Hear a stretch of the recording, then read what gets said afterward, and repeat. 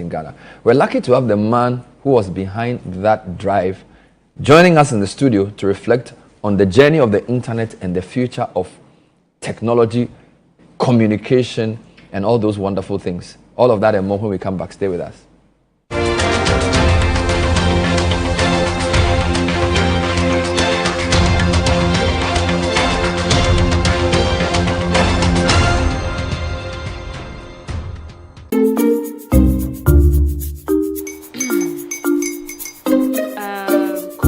Uncle are almost here. Wait a minute. This one too, your friend Kwame. Wait, Kwame. As in the same Kwame again? Yes, mommy. I'm the second coming. Into all this tension just to reintroduce that broke boy from Kaswa. Why would you deceive the family like this again? Now I understand the whole delay. Troll from Kaswa. Why wouldn't he be late? Or being late? Of course.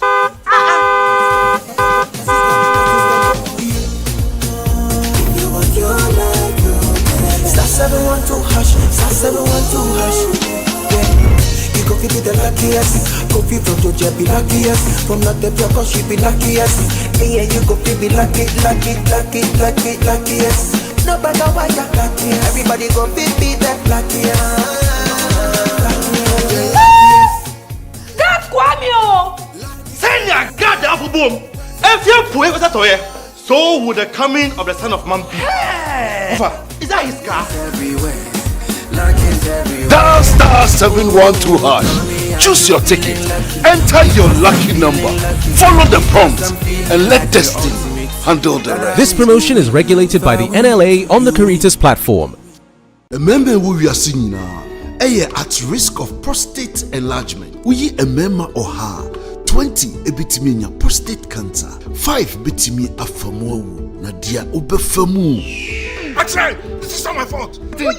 And to wada, entina midi maniche Executive Prostate Center. Executive Prostate Center is a unique medical center where we harmonize in-depth traditional medicine with cutting-edge science and technology to cure, to treat, and to prevent diseases like prostate enlargement, prostate cancer. Executive Prostate Center. Madame facilities no any professional medical care. Sisi a bibia clear system no. Ye nro ne so de natural. Into we koso afama ye. Executive Prostate Center. My cured.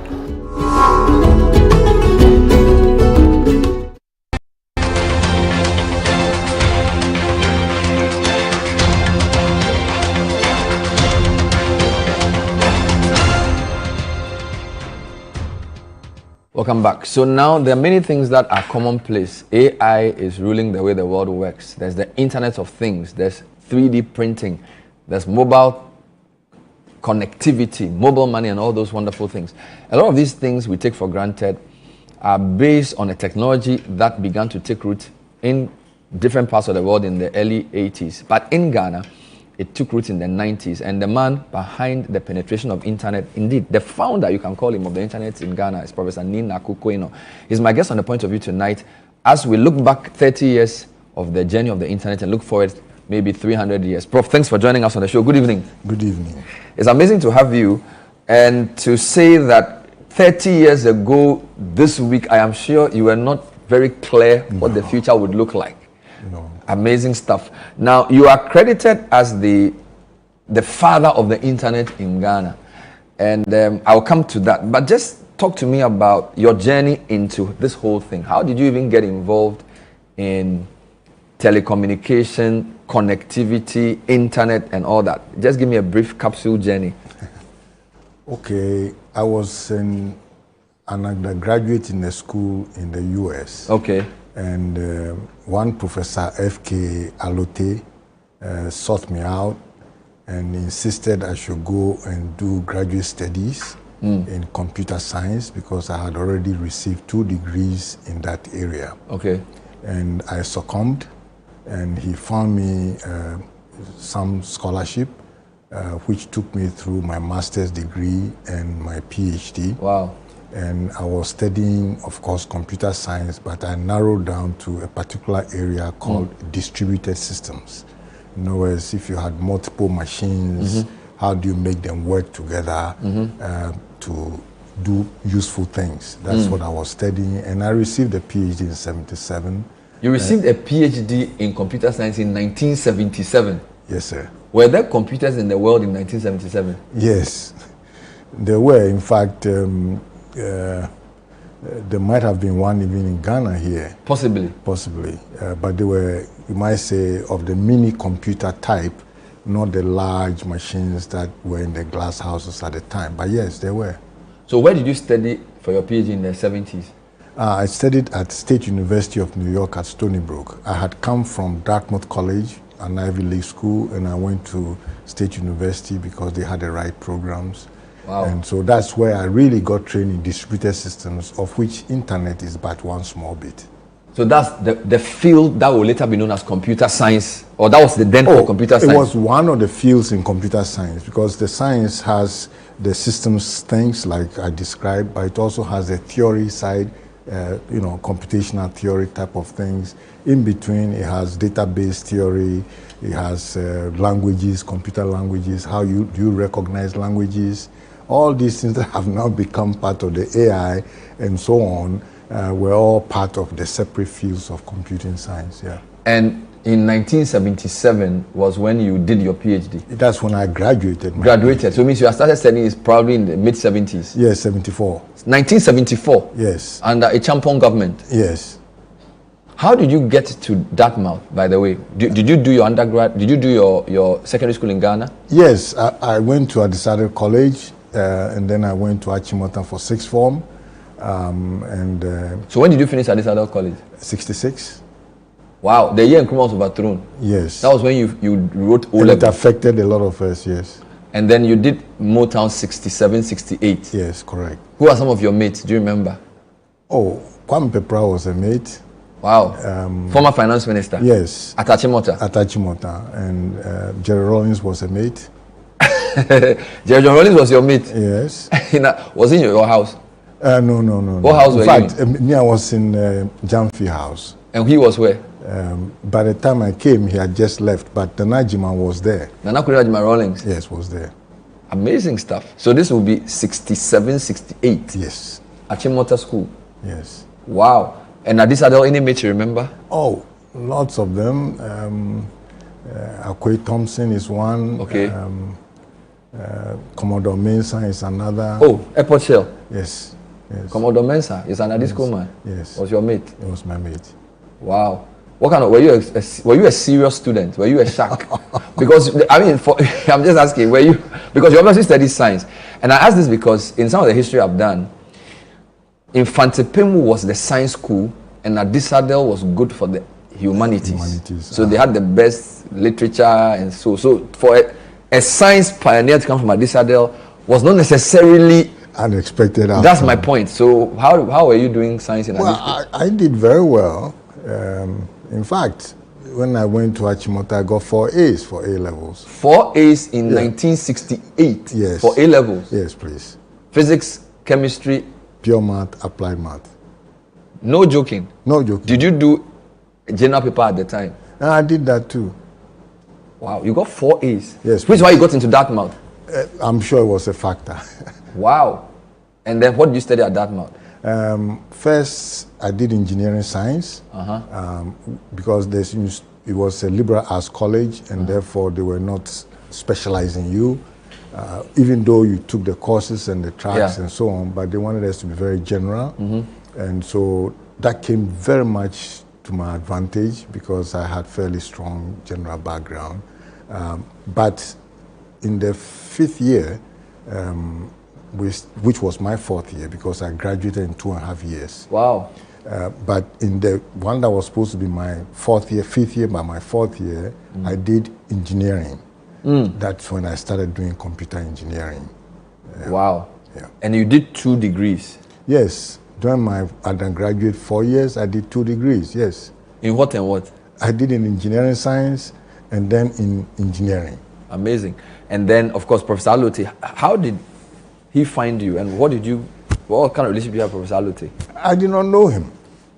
It's just that he had started around 92 a computer science what would become a computer science department. That time was data processing, and his intention was to produce, you might say, workforce for data processing in the government system. Yeah. Because if you may remember, at that time, they had established around 75 a data processing control board.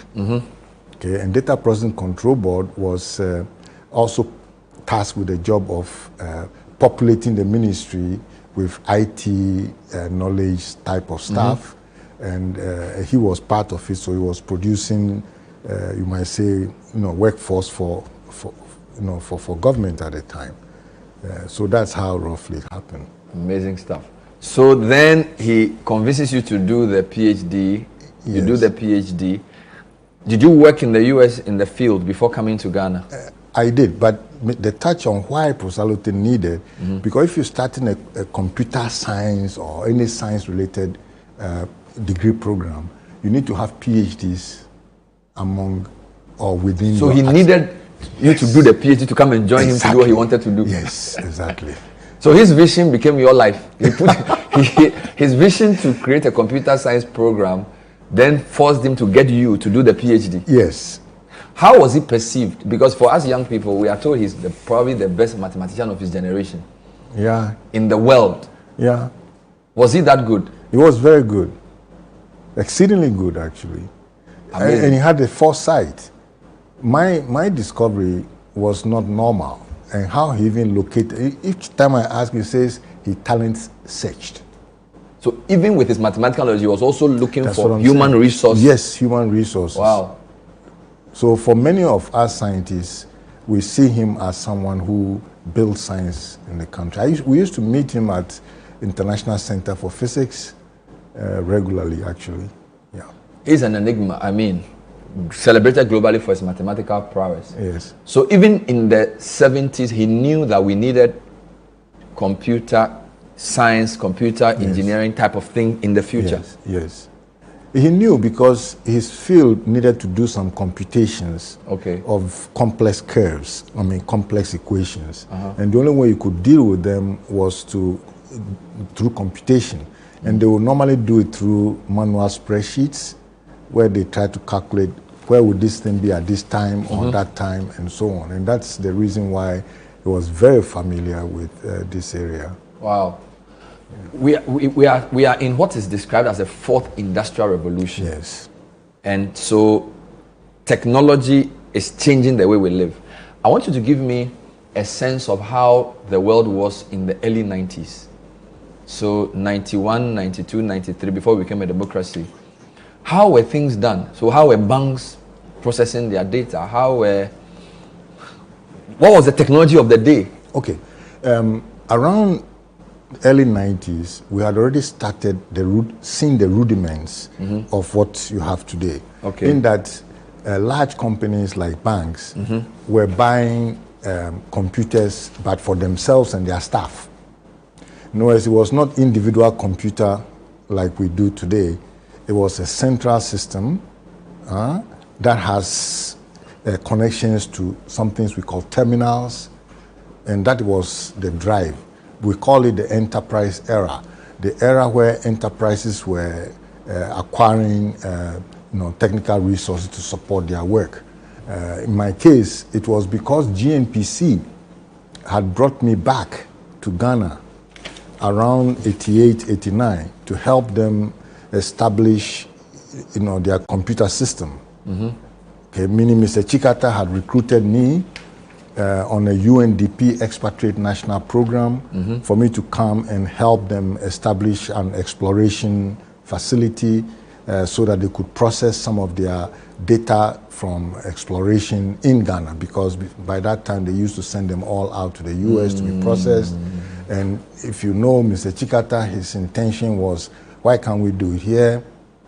Let's get the right resources and start doing it. So as far back as 88, yes, they had wanted you to set up this Correct. for GNPC. Correct. For the exploration activities. For the exploration activity. And that is what I was doing till 92 when I moved to my own company, and then I began to explore this part. So beyond the data for exploration. Yes. What was your company set up to do? Okay, my company was a distributor for Digital Equipment Corporation, which is where I had worked after I finished my PhD in '77. I went to work at Digital Equipment Corporation. They were the main competitor for IBM, and they were making mini computers. Instead of the large machines, they were the leader in the mini computer era. And there I was you might say, the one responsible for research in functionality, meaning architecture-related things, as well as performance and availability, reliability-related things. So these equipment that DEC were producing, were people buying them in Ghana? Yes. In fact, Mr. GMPC had bought one. Okay. And that was the justification for recruiting somebody directly from the company to come and help set it up. Help set it up. That's precisely that. But beyond GMPC, were there other companies that use such things? Oh, yeah. VRA was another one. I mean, so companies that required a lot of data. Yes. That needed to interpret the data and process it to make decisions. Yes. Were the ones. So I can imagine banks would also need some. Yes, banks also did. And subsequently we supplied equipment to the banks as well. At what point did the internet come to Ghana? Okay. Prior to the internet, there were some other, you might say, environmental things. Notice that around '88 is when PC started coming. Yes. We had also gone through a period in which we were producing a lot of graduates for government through the effort of KNUST. And at the same time, we had also done a lot of literacy in general for awareness. Okay. And then this very government that had this can-do attitude also was very keen on making sure we didn't miss this boat, meaning that they knew this was very important. Computing was extremely important for them. And then they wanted us to make sure that we're on board. And so from my role at GMPC, you can naturally see how it made a lot of sense for me to be helping ECG, for me to be helping VRA, and so on and so forth. In the process, prepared the country to adopt the internet. So this will still be the early 90s? Early 90s, early 90s. When was the internet born globally? Do you know? Oh, 90. 1990? 1990. Now, is that what led? Okay, go ahead. Prior to that, the internet was there, but it was there as a special project of sorts called the APA project. The CAPA project? The APA. The APA project. The Advanced Research Project Agency. Okay. They had, a program. But around 90, it moved into the commercial world. Okay. And so we were playing catch up. And part of the context also was interesting that you might appreciate. There were some media houses here around 93 that would carry their material by snail mail and put them on the internet. Of course, if we didn't have internet, we would not see. If we didn't have internet, we cannot reply. So you can imagine that there will be a policy interest in making sure that we have the internet so that at least we can reply. As you need to have yourself also expressed out there, but if only one side is on the internet and you are not there, then it makes it very difficult. So as a result of that, there was generally a climate of, if we can do, let's do it. But it was in 95 that we officially christened the internet in Ghana. Yes, and the reason for it, we have something that we call full connectivity, meaning that the line joining the internet is on all the time. Okay. Now, in 93, we had a connection through our experiments. By December 93, we had a connection to the internet. We were connecting to UK, a place called Pipex. We had a connection. But see how we manage. We were only opening that international line every 4 hours. Because if you make a call and you stay on 24 hours, maybe it would be too much. And so as experimental activity, we'll open it up 4 hours. And during the 4 hours, we'll do all the things we have to do, like setup and so on. So that was the initial phase. We just wanted to show that whatever infrastructure we have here that many people did not respect, we respected it. We knew it was capable of carrying the traffic. So we began to demonstrate that. And that was the first phase. That was in 93. Then in 94, we changed this up, down, international to a lease line, but very slow rate, 9.6. I see. You don't think 9.6 is fast, but 9.6 kilobits per second was very fast. 9.6 kilobits per second. Per second. Today you talk in megs. It was kilo, and that is what we use. To move from the dial-up international to lease line international. But you can see it's too small, really. It could only carry mail. Of course, that was fine because mail was the main thing that was being communicated. Yes, and even news groups and all these things were behaving like mail. So that was the second step. And then in 95, we put up a dish. We had managed to convince, PNT and the ministry to give us a bypass so that we can have a separate dish through which we pass the traffic. Now, even the least... A satellite dish? A satellite dish, 3.8 meter. At that time, we had all those technologies and we were doing all that. Now, but even the lease line I mentioned, we were paying $7,500 a month for that lease line. Even then? Even then. For the Ghana half, and then for where we are landing, because they usually talk about half circuits. For where we are landing, which is in UK, they charge us £5,000 plus VAT. But we don't live there. I mean, you see the irony of the thing. But we were bold enough. It was very expensive. Yes, very expensive. But we were determined. So you were working through the Post and Telecommunications company called PNT? PNT. In 95? In 95. Were they happy with what? Did they understand what you were doing? Oh, it takes some education, and it takes some muscling, and it takes some policy authority. So what was your role in government? Were you a government official then? No. You were a private sector person? I was a private sector person.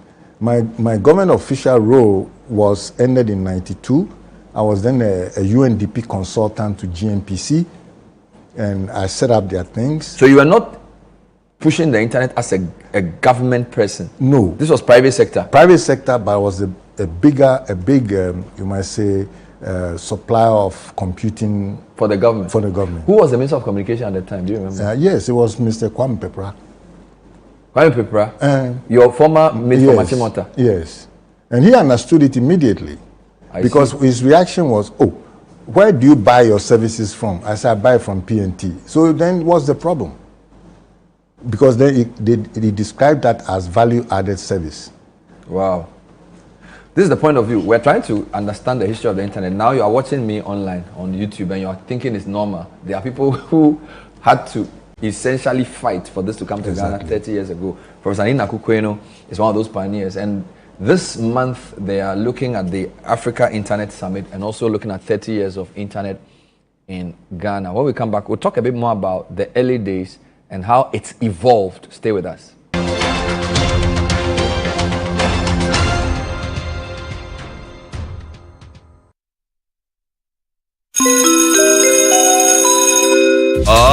Announcing Ghana's first unlimited photocopier leasing. Yes, from just 983 Ghana cedis, you can lease a multifunctional photocopier and print unlimited. Yes, unlimited and free paper every month. Guess what? That's not all. Toners, repairs, and maintenance all are free. And oh, I'm not kidding at all. And we cover the whole country. Yes, the whole country. What are you waiting for? Just visit us at www.valexlease.com or call 0244 644048. Remember, terms and conditions apply. Valix Lease, affordable document management solutions.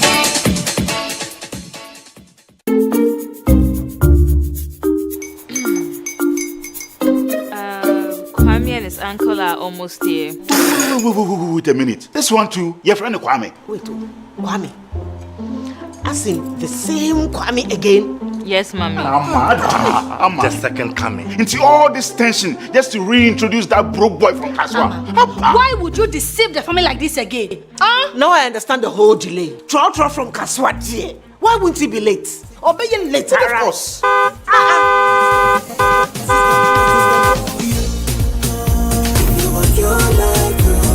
Star 712 hash, star 712 hash. Go give me the luckiest. Go from Georgia be luckiest. From Natepia cause she be luckiest. Yeah, you go be luckiest. No matter why you got here. Everybody go beat that black here. That's Kwame! Send your goddamn apple boom. If you put it to here, so would the coming of the Son of Man be. Is that his car? Dial star 712 hash. Choose your ticket. Enter your lucky number. Follow the prompts and let destiny handle the rest. This promotion is regulated by the NLA on the Caritas platform.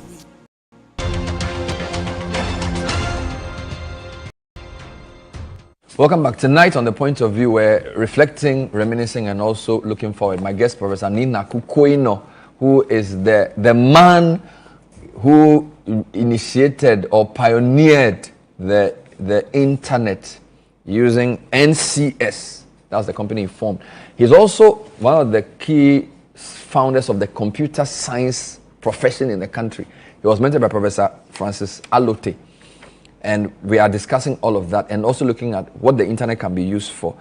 Just to get a few points of clarification. So even though this internet project was private sector led, it was also government partnered. Yes. Because the minister said PNT must. I know PNT because I remember my mother was working for one side and they separated into Post and Telecoms. Correct. So they became Ghana Post and Ghana Telecom. Now, what do you remember of the resistance? What kind of resistance did you face? Because a lot of times when new things are happening, there are many people who are skeptical. There are people who are afraid that they would lose their jobs. Did you face any resistance in those days when you were discussing $7,000 for our side, £5,000 a month? What's the sense in this? What kind of opposition did you get? Oh, the opposition was real, not only in Ghana, around the whole world. Okay. The opposition from the traditional telecommunications sector was not favorable to the internet, but it took a while. But once they understood, in fact, they've taken it over. Yeah. Okay, that's what happened. Now, with respect to Ghana, the resistance was to an extent maybe lack of information at the time, and so we had to do a lot of education around the subject. And then also, they were facing a peculiar problem, which was the high cost of subscriber lines. Yes. You know, as it was costing like $1,000 per subscriber line addition, and so it was becoming very heavy for the telco to manage. At the same time, their revenue could be eroded if the internet came. So there were many emotions around it. Not only were they not certain of the technology, but then they could also see the technology as a threat. And at the same time, they are concerned relinquishing authority to some other private sector entity, something they felt was their own, meaning, you know, I am the one who provides subscriber lines. Who is this private sector who is now going to try and provide subscriber lines? We had to explain all these things. But not to worry, in the end, I built the internet for Ghana Telecom. Using your company NCS? Yes. Network Computing Systems? Yes. That company still exists today? No. It doesn't? It somehow it got shut down around 2003. Wow. Now, you mentioned a line. So that was that copper? What was the technology like? Because today we have fiber, we have satellite. Yes. What type of technology was the internet riding on in those days? Okay, we have satellite, right? Yes. So Kuntunse can give you a lease line that will take you and land in British Telecom, and then you can take some copper, or there was some fiber beginning to emerge, and then we had some cable projects. There was a SAT3 cable project also. So there was some infrastructure emerging, but not to the pace that you have. Because right now you don't just use fiber. You have fiber with different wave division inside. All kinds of things, advancements have occurred, which were not there at the time. So in Ghana today, we have the fiber, and then we have the satellite, and then do we still have companies that use the copper cable? Oh, the terrestrial is still that? It's fine. Copper is fine. Do we have the right mix? Because I recall there was I think a couple of years ago, there was an incident, supposedly subsea cable disruption. Sure. And the whole nation went down. Yes. And I think that was prior to the coming in of Elon Musk's company. Is there an ideal mix of internet sources for a country, and where do you think Ghana is on that front? Okay, Ghana has taken on a very open approach to undersea cables, and I believe that with the right application for recognition or whatever, NCA is able to manage that well. On the other hand, you are now talking about resilience. You said you had a cable break, and we were so dependent on it, and then that affected the whole thing. But if we had planned properly and we had 10 independent cables that we can route our traffic through, you will not notice apart from maybe slight response, going bad, you will not notice much difference. So it's more about what is the mix, that you have. We have a number of cables around, and more are coming. But some of these cables are also consortiums or internationally owned and so on. So I can turn the question back. What are we doing to own our own fiber, our own cables? Because that's where the real sovereignty begins from. Yes. We haven't invested in owning our own fiber or cables. Correct. Is it because of the initial cost outlay? Oh, I'm sure that's a factor. But if your economy is going to be dependent on it, I think it's worth it. I'll come to mobile in a second, but I'm still going back to history. Do we have record of the first email ever sent to or from Ghana? Okay. Usually, I'm sure we can find that for you, but because normally we say you have to do a ping. So we send the first ping to a certain location we all know in the US. In fact, we call it NSRC, a Network Resource Center of sorts. And so we know, and so we send a ping to that place, and then the record is kept for us. So that's something that we can find. That would be very interesting. Yes. Now, the average speed for internet is in the megs today. Right? So we started from 9.6 kilobits per second. It increased to 128 kilobits per second by 95. Yes. People still complain internet is relatively slower here. Is there an ideal speed that then makes the internet the enabler it should be? Because a lot of people try and consume content on TV, but for the internet to really open up the world, it needs to be available, accessible, and affordable. What is the level of speed that is ideal, and how do we make that available and affordable? Okay, ideal is a challenge for the following reason. Some people send lightweight material. Some people send very heavyweight material. So depending on you might say, the workload within our community, that is what will help us determine. On the other hand, we all want to have broadband in the sense that it's large enough that you can crank up. Meaning when you need to use it, you're able to, it's broad so you can stretch it. That's the whole concept. Now, if you don't have the infrastructure that's able to do that, then you feel constrained. Okay, so that's the thing. But on the whole, it has to be several megs. Several, meaning, for each person, each subscriber that joins the system needs to have, it's not unusual that he expects to have 10, 20 meg. And if he's carrying heavy scientific data, maybe some genetic information or some enzymes or something, he may need more. So you notice that in the research labs, the bandwidth they have going out of the lab is in gigs.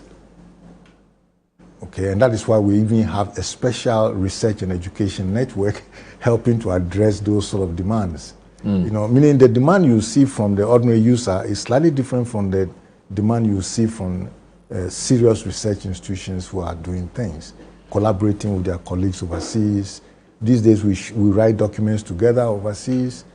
You're writing a paper with somebody. You must have good enough bandwidth to be able to. The companies use certain terms, 2G, 3G, 4G. In fact, MTN announced a few days ago that they were going to shut down their 2G and 3G services. What do those things mean?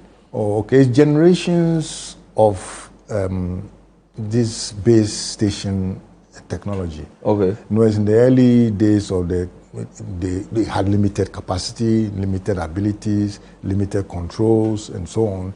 But as it went on, they added more. That's why they are talking 5G now and 6G and so on. But all of these things come with their own challenges, right? Because in the early Gs, that's where we matured SMS. Mm-hmm. And then when you got to 4G, we began putting internet things on it. Okay, and that has good size base station, so it has good coverage. Now the next generation will have even bigger performance but narrow range. So that will be the 5G. That's a 5G. Bigger performance but narrow range. Meaning the range that you can reach, send signals and be receivable becomes smaller. But it has much more functionality and can do many more things than. What would it take for internet prices to come down? I think that's the question my viewers are wondering, because at the end of the day, you can't be talking about 5G and what it can do if I can't afford it. And a lot of companies, like this company, one of our major pain points is reliable and affordable internet, because everything we do is on it. I understand. So what's the key to unlocking that? Volume. Volume of users or payers or suppliers? Volume, for me, volume of bandwidth. Where is the bandwidth? Meaning, if the users are consuming more and more bandwidth, from economies of scale, I can do better, right? Where do we get the bandwidth from? Meaning they have to invest in infrastructure that will give it to them. Okay, so for instance, if the bottleneck is connection to the outside, as an example, then they should buy more undersea cables. But they will tell you that they also don't have the money unless they have lots of users who pay for it. And it becomes this sort of management thing. We used to, that problem has always existed. When we started internet, we were charging $100 a month for every subscriber. Wow. And it was because I could anticipate that based on my costs I shared with you, it's about $20,000. So I said, if I charge 200 people $100, I can meet it. So I said, no, this way I can do it. I will get 200 people. And then I can use the other 100 to expand. And that's exactly what we did. And then after we did that, every time we got more users, we lowered the price. So the more users come on, the lower the price, and the easier it is for the penetration. Correct. And the users, they are very helpful, because the new users, and that's the model of ISP, the new users, they consume less. They are not so familiar. They are looking, they are learning, they spend more time on a page. The experienced users are the ones who chew the bandwidth. So you want new users to cover for the experienced ones. So you need constant. So we need to improve internet penetration. Yes. For internet to be cheaper. Yes. So it's almost like an opposite. Yes. The more people use it, the cheaper it becomes. Correct. Interesting stuff. We're talking, Professor Nina Kukweno. We also know that there's going to be an Africa conference sometime in the month of September, the Africa Internet Summit. Are you part of that? What is that about? No, I'm the one convening the meeting. You are convening the Africa Internet Summit meeting, yes. Tell me about it. Okay. Within the Africa region, there are internet technical institutions. Okay. And we refer to them as AF Star. Okay. And examples of these institutions include, let's say, the Network Operators Group, and then also Afrinic, the Numbers Registry, and then those who deal with domain names, and then the Research Network, right? We have a separate network that's for research. Then we have within the Africa Set, those who deal with emergency response teams. In case you get hacked, what do you do? And so on. So we have a number of them. And these groups that we call AF Star, they all share a very important thing. They all share the openness of their methods. Okay, meaning that they use open documentation. All their documents are supposed to be open, open participation. Anyone can walk in and participate, and so on. Open standards, etc. So these groups, because they share and they practice this bottom-up thing that we say that we don't decide top-down, we listen to everyone, and then the top important, let's say, policy recommendations will bubble up, and it is those that will recommend to a policymaker to decide on. unlike, oh, we've decided and we are consulting you to see what you like and what you don't like. We're saying before our policymaker makes a decision, we should have explored the base of potential so that when we narrow down the priorities to them, then they have a richer decision. This is the difference in the approaches that we use in our technical coordination. Okay. So it is these groups, that particular group that coordinates the activity, that is organizing the conference here. We'll talk more about that when we come back, plus some contemporary issues of internet. My guest is Professor Nina Kukweno. This is The Point of View. Stay with us.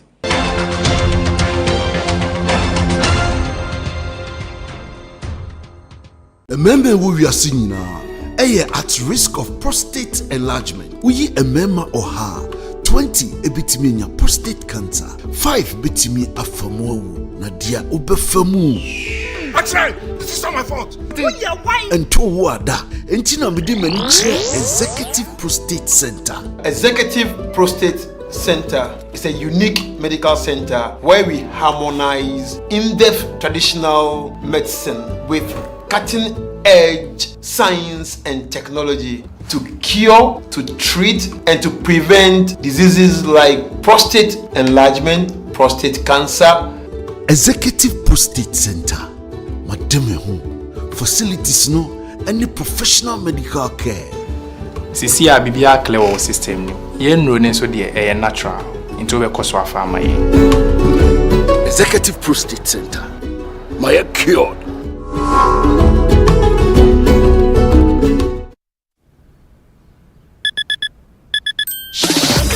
Feeling super fine, let's go, don't got no time, yeah. Turn it up, I'ma strut my stuff. You see me walking on the block, can't get enough. Like, nobody can touch me. They wanna be like me, but I got no time to get up, get up, get up. Now let's go. We gotta move on up. We gotta move on up. We gotta move on up. We gotta. Play me for. It's go time. We gotta move on up. We gotta move on up. Call me. We gotta move on up. We gotta move on up. Now let's go. Beautiful. Get up. Wow. Get up, let's go. Decent cross, Hoyland going for it. And towards goal. That's a superb finish. When it's go time to supercharge your hustle, make it go time for GoTV. Get up, now let's go. Love it.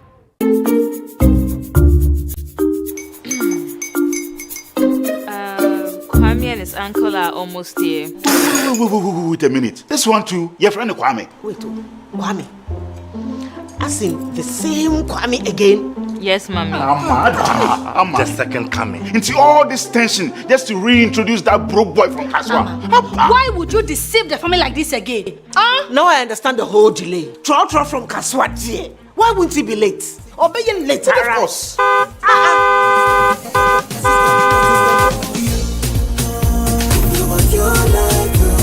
Star 712 hash, star 712 hash.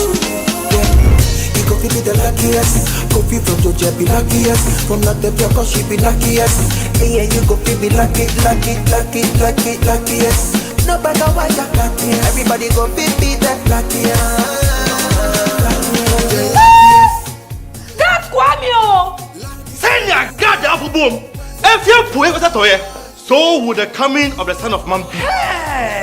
Is that his car? Dial star 712 hash. Choose your ticket. Enter your lucky number. Follow the prompts and let destiny handle the rest. This promotion is regulated by the NLA on the Caritas platform.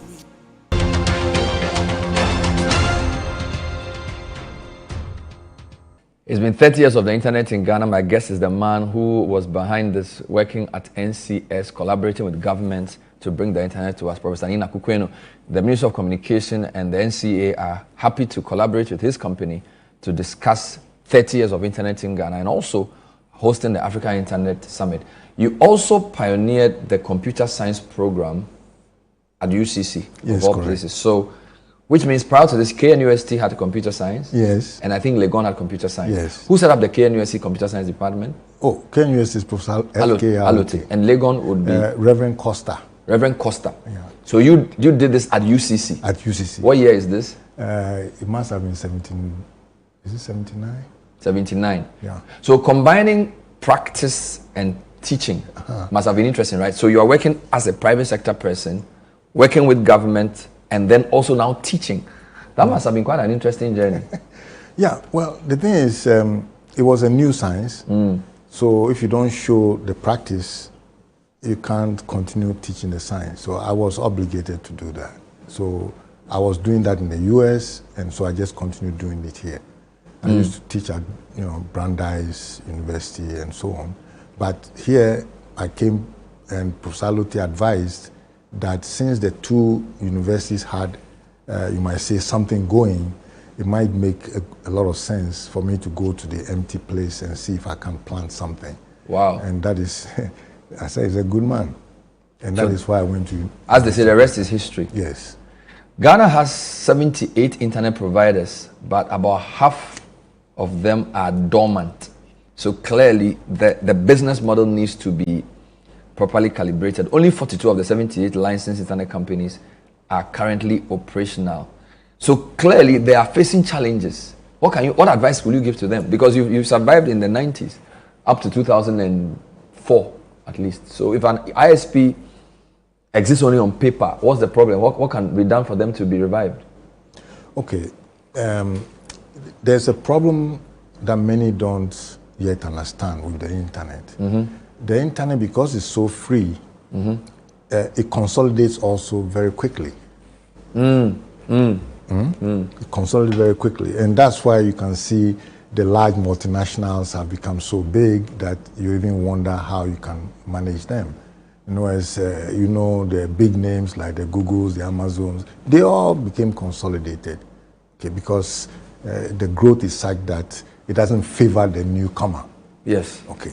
So you can apply the same thing to these internet guys.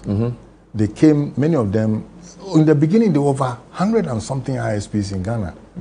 That is between around 96 to 2000. There were many. But the competition was too hard once the big telcos began to come in. After 96, that means the telcos could come in. That is why I'm able to say I built internet for Ghana Telecom. Okay. And once they got in, they already had a huge base to start with. They had normal subscriber lines over 50,000. Even if they turned, a small percentage of them into internet users, you can immediately imagine that they are consolidating, and that is really what happened. And I'm sure it's the same thing that's happening with the other telcos who have had it difficult, because it consolidates and rapidly. Before you realize it has consolidated. So that's the nature of the problem. Now everybody talks about AI. First, explain, is it the same principle? Because I hear them say large language models. You were talking to me about basically distributed systems. Yes. Is it the same principle that AI runs on, that basic computing runs on, or is it a different sort of thing? Okay, these are in the area we call applications. Good. Mine is in the area we call systems. Correct. In other words, how do you get started if I give you a bare machine? Or you built a bare machine, how do you get started? That's systems. And then in my area, I was doing several of them, and it was a very simple problem. If I gave you 1,000 microprocessors, how are you going to use it to solve your office computing so that we all share the 1,000, not that one for you, one for me? How do we make it so that we can? That's the distributed system now. Here, they've evolved also, because the traditional AI we're mostly doing what we call goal node searching. Okay, I want to make a proof of something. So I'll keep on expanding the possible things until I meet my goal. Good. Okay, so if I want to find a move for a game, let's say over a game, and I want to know which move I should make, I will just expand the board. We can represent the board, and we can make a move that expands each of the possible moves. And then when you expand, you can put weights on it and help you choose which one gives you the more wins, right? So we're doing lots of AI things, but they were usually of the nature of, searching for goal nodes. Now, along the way, folks began looking at the statistical nature of the thing. And so this large language thing, you can only speak good language, but may not be able to reason. This other one I describe is reasoning, because I'm searching what makes sense, what works. This one I'm looking at the statistics and I'm talking according to the frequency of occurrence of things. That's what the large language models are. And they are good for certain things. But for certain things, you realize that they will hallucinate, they don't quite get it right, and so on. But they are also following their own trajectory. Now, once they know that... Should we be worried that a machine can learn to a point where it can behave autonomously without our trigger? I think some of the founders of the AI technology are concerned that in its application, it could be destructive, and that you cannot keep giving those vast amounts of data to a system that cannot be controlled. So there's a fear. I don't know whether those fears are founded. Well, I don't know also, but I think the fears may be overblown, because I don't know any engineer who would consciously, deliberately build something that will control him. So it's not likely from the human morals point of view, ethics related things, that folks will do that. Okay. On the other hand, I can understand accidents. Good. Okay, and we must safeguard what we do with respect to accidents. Okay. So normally, I will not make you totally autonomous. I'll make you such that if I decide I don't want you to be autonomous, I'll stop you. The same way, if my machine is misbehaving, I pull the plug. So we need to strengthen our efforts in control of such devices, and also in preventing them from doing things that you have not asked them to do. Meaning the specification of their behavior, we need to tighten how we go about doing those things. Now, the risks are there, but the same way, the risks with anything. I mean, knives always hurt people, but you supplement, train people how to use a knife, and then give them ethics. You cannot use the knife except under certain conditions. And if you are... So it's the same thing? Same thing.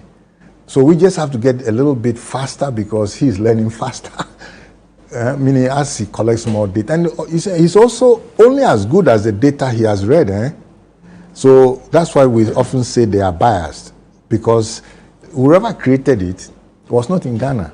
He did not use Ghana data to train it.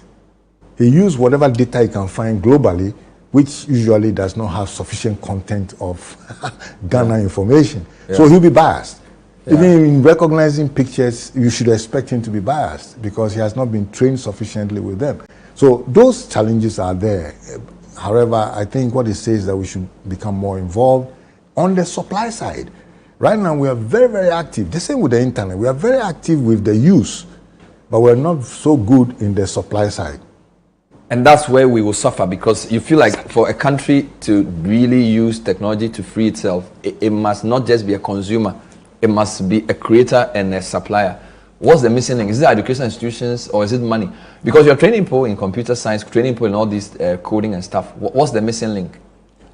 Maybe it's not yet become a priority for policy authority, not only at the governance level, maybe even at the institutional level.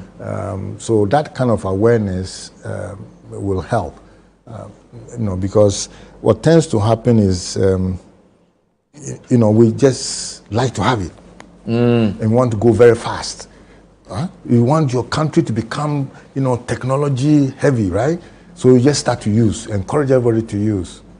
But that also backfires, because policies you make out of those situations are usually not very robust, because it's likely from the user perspective. And then you have not had chance to build your capacity, technical capacity, to be able to replace these technologies. So you become really, to some extent, captured. If you start using certain kinds of international tools, then you use those tools forever.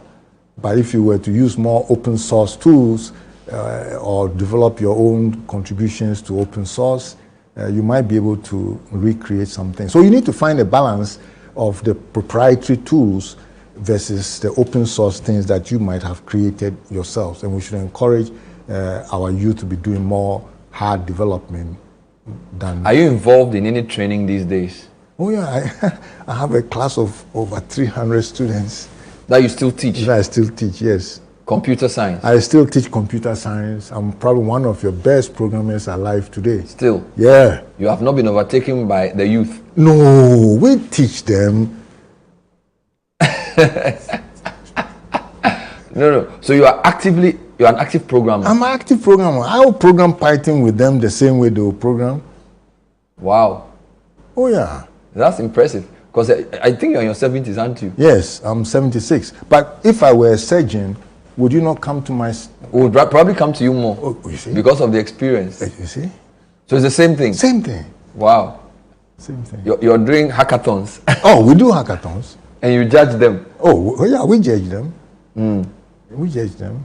And sometimes we give them hints. Because many of the things they are struggling with today, we have seen them before. I see. Yes. And what has made them, let's say, useful now is we've got more memory than we had before. Because we didn't have enough memory, we didn't address those issues. Now that you have some memory and some disk and fast enough computes, you're able to address those problems. Now, we knew them, we knew the problems, but we didn't have the memory, we didn't have the computes, and so we couldn't actually address them, but we knew there were problems.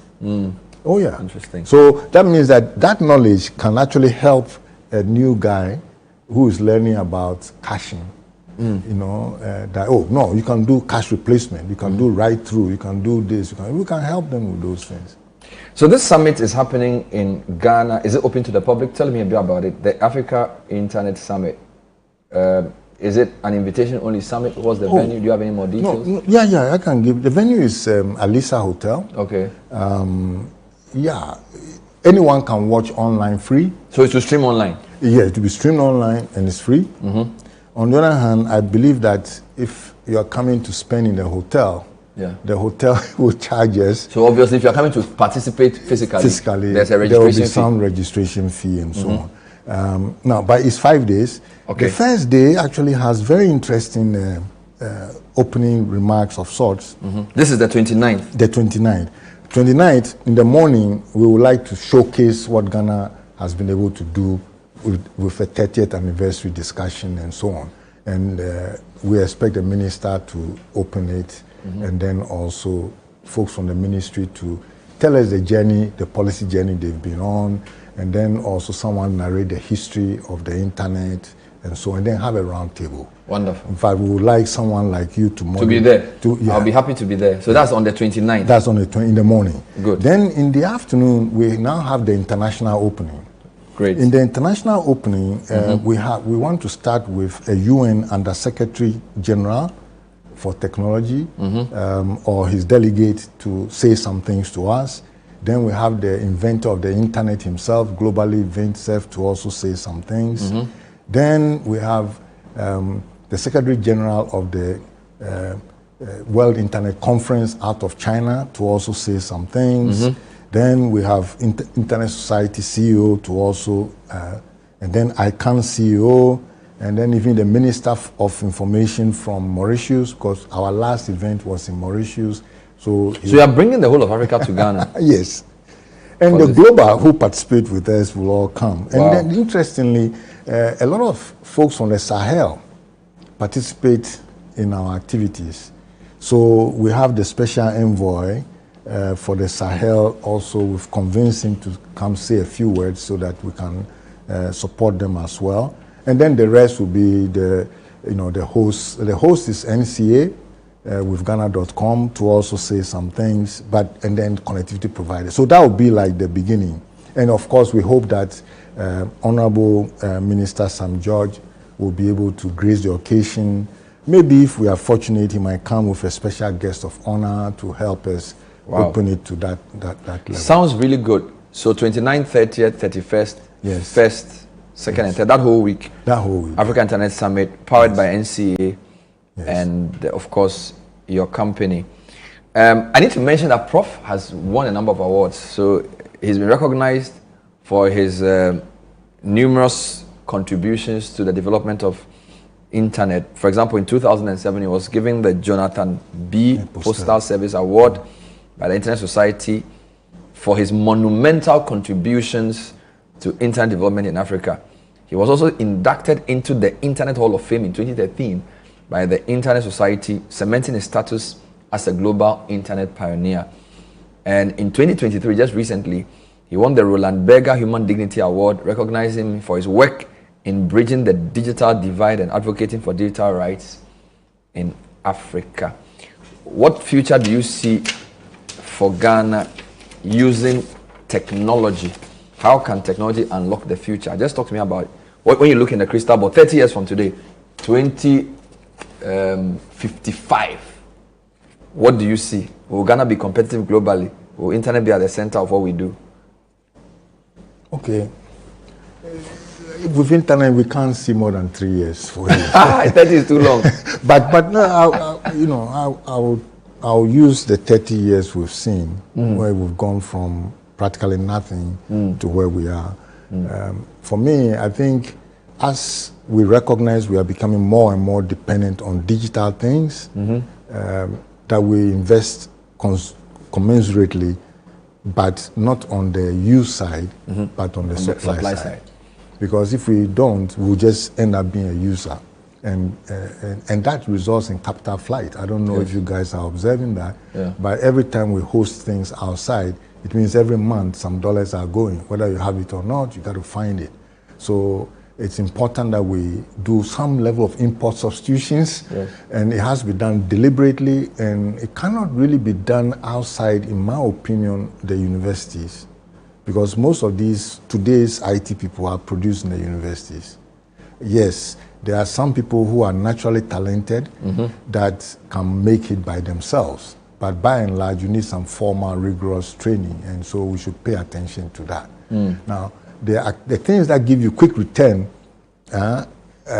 create users, but it does not create the ones who supply. Okay, and then with that, then you also have to create an industry, which means that government or those with resources should deliberately invest in the private sector, saying, I'm not going to give this job to outside. I want to make sure that people in here are able to do it. And then encourage some of them by whatever means you can to also invest in it. And the government investment will be to buy their services. I mean, if we're all buying an MTN, and the MTN is in Ghana and all the funds are remaining in Ghana, I think we'll be very, very well off. So that's one thing I can see as, first, recognize that you are dependent on it. Your economy is dependent on it. And if that is the case, then you should treasure it. And the real workhorse there are the engineers and so on. And strangely, when I talk engineers, I don't mean professional engineers. What I mean is that sometimes there are economists who behave like the kind of engineer I'm talking about. Meaning he understands enough to begin to raise questions as to why can't I replace this and then have that. So they become like a technical community alongside the engineers, and then they help take the products out, and they help define the products, and so on and so forth. Wonderful, Prof. Thank you. Okay. Professor Nina Kukweno is a pioneer of the internet in Ghana, and we're celebrating 30 years of that this whole month of September, and we've been talking to him ahead of the Africa Internet Summit scheduled for 29th of this month to the 3rd of October at Alisa Hotel. Thank you for watching. We'll see you next time. Bye-bye.